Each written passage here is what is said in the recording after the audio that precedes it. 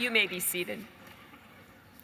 It is now my pleasure to introduce Dr. Todd Berliner, Professor in Film Studies, who will give the commencement address.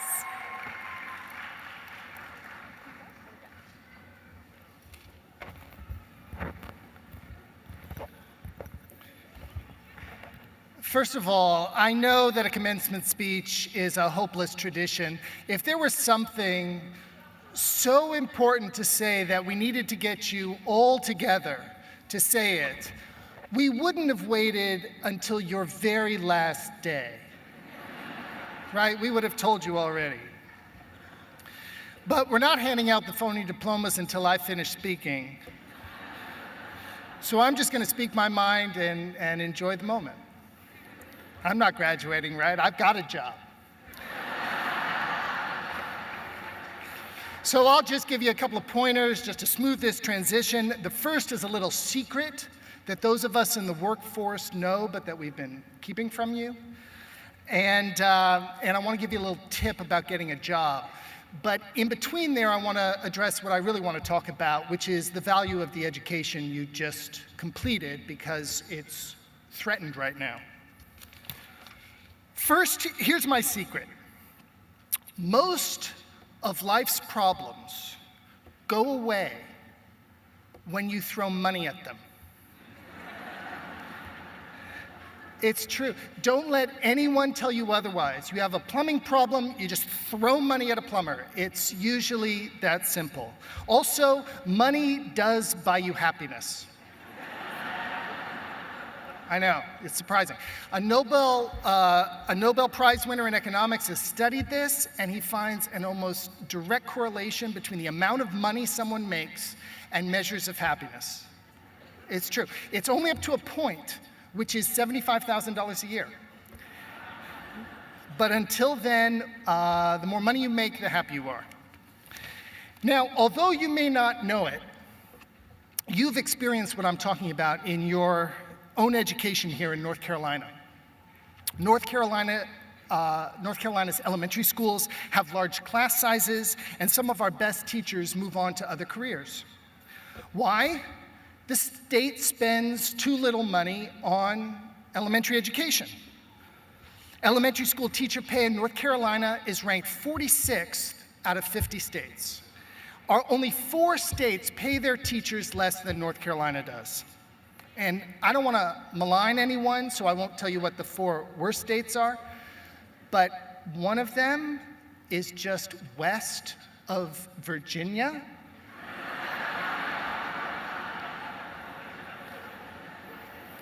And the other 3 are South Dakota, Oklahoma, and Mississippi.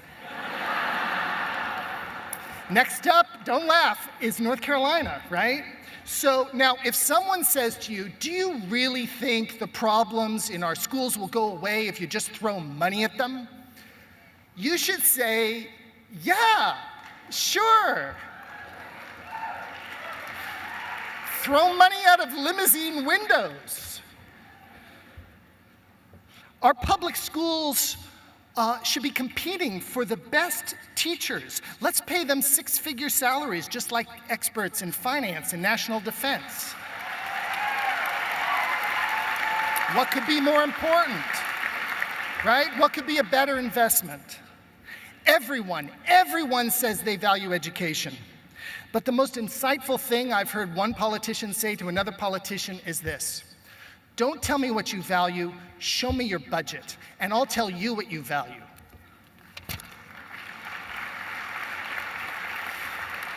And North Carolina is slashing higher education funding.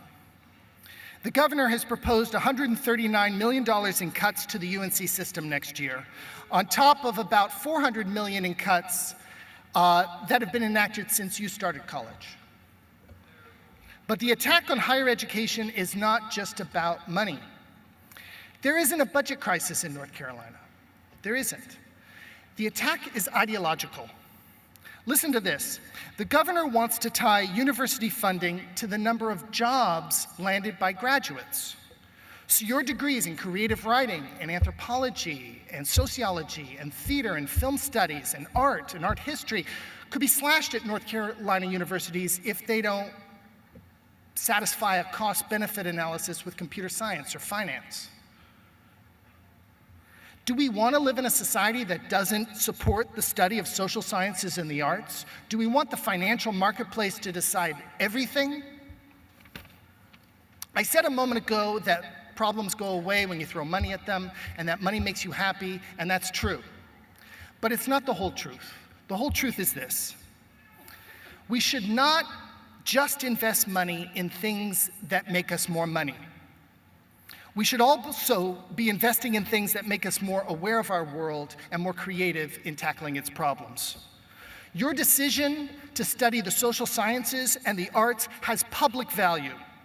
We can't understand our world without people with your skills and your understanding. We mustn't fall for the shallow notion that everything that costs money must be justified according to a business model. The idea that the UNCs should be restructured for vocational training assumes that our liberal arts system is somehow failing North Carolina, when in fact you've received one of the best public educations in the country. Many of our state's leaders in civics and business and the arts and law have degrees, liberal arts degrees, from one of our state's public institutions. Your degree is highly prized. And that's because UNCW didn't just train you for a job. It educated you. And to succeed and to lead in a complex, changing world like ours, you need to be educated. When you leave UNCW, you will use your liberal arts degree not just in your careers, but also when you need to figure out how to solve a medical problem in your family, solve a civic dispute, redress a grievance, fight for your rights, engage with other cultures, lead a team, or lead a movement. Your liberal arts education prepared you to handle these challenges and more that you will certainly face. But there are people in our state government who don't want you to be taught by what they call the academic elite. First of all, since when is the word elite an insult? Right? If you want something done right, don't you rely on elites to do it, people who are the best at what they do? Don't we send the Marines to do the hardest jobs because they're the elite? You know, should we instead send people with just good old common sense? They're going to get slaughtered. Remember what physicist Percy Bridgman said: common sense is something that tells us the world is flat.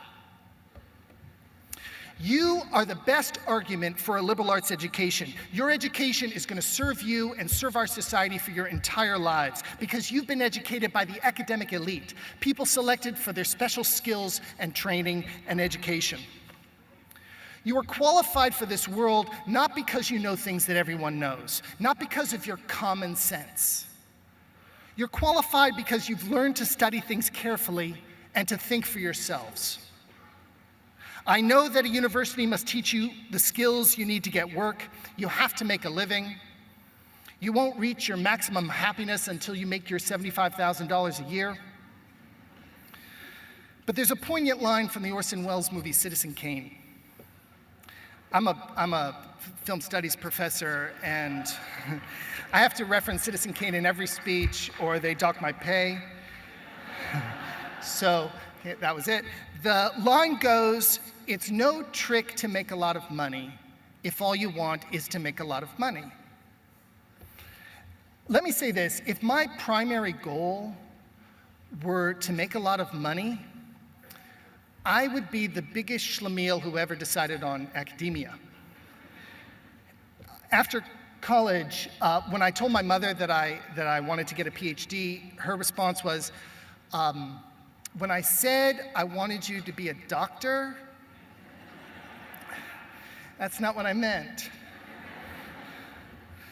But my stepfather, who's a neurologist, said I could be anything I wanted: cardiologist, dermatologist, anesthesiologist, anything at all, even a general practitioner. But I got the last word on what I did for a living and on my career, and you will too. The point is, you spend a lot of your life working. You should love it. You won't be happy if you don't love it, no matter how much money you make at it. and you won't be good at it anyway. You should be excited to go to work. Work should be exhilarating and hard. Your most interesting conversations should be talking shop.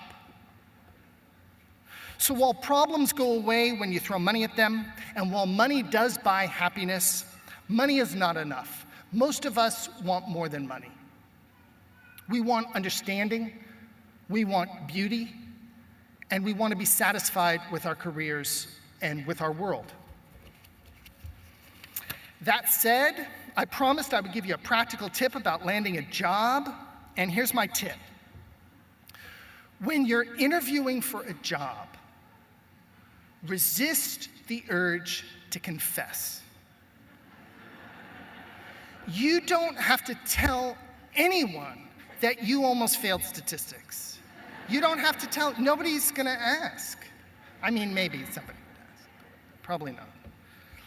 When I was hired at this university, I had little idea what I was doing.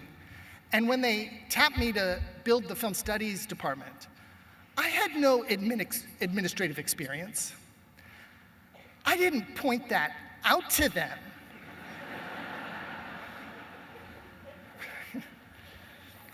This is between you and me, by the way, right? Don't tell the chancellor.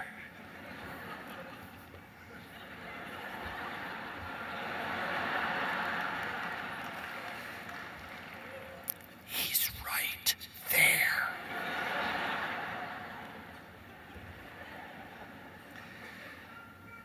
So, what did I do when I became a new department chair? A position I was demonstrably unqualified for.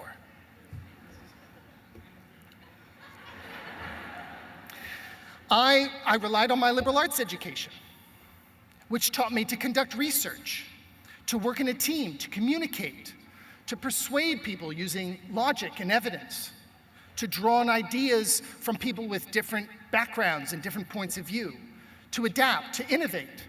I use the same skills that you've learned in your liberal arts education. And I sought help from the academic elites, people who knew what they were doing. And I figured things out on the job. You don't know what you're doing at your first job. You don't. But remember that people young in their careers often do groundbreaking work. Sometimes they do the impossible, or what seemed so before they did it. Citizen Kane was Orson Welles' first movie. That's two. I should be making twice as much for this speech. That's twice. I'm making nothing, but I should make twice as much as that just on principle.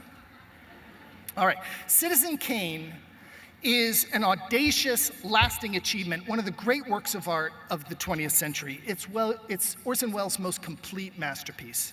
And it's no accident that he made it when he didn't know how to make a movie. He was 24 years old, about the age of most of you. So he did what you've learned to do. He studied. And he enlisted help from elites, the elites of his discipline. And he asked them to do things that he didn't know couldn't be done. He didn't know because it was his first job as a filmmaker. Welles was a daredevil, and he made the most influential movie of all time at age 24. Great artists are all daredevils. They flirt with disaster.